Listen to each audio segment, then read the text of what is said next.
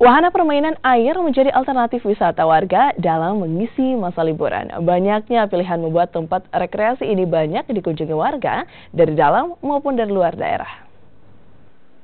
Wahana permainan air di Bugis Waterpark, Makassar selalu ramai dikunjungi warga, khususnya saat libur panjang. Berbagai jenis wahana yang ada seperti waterboom, kolam bermain untuk anak hingga dewasa.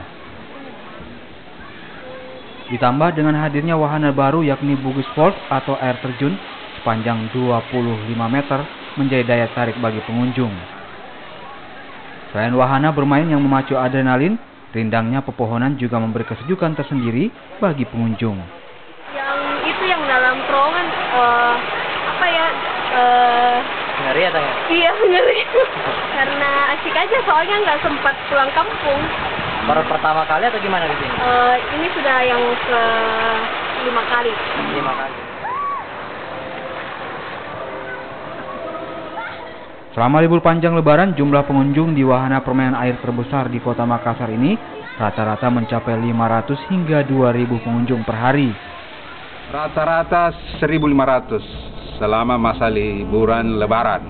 Kadang-kadang sampai 2.000. Ya. Itu 2 minggu sampai 3 minggu lebaran.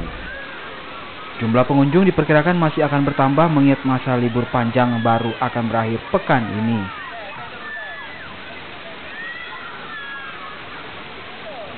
Arif Tirtana, Kompas TV Makassar.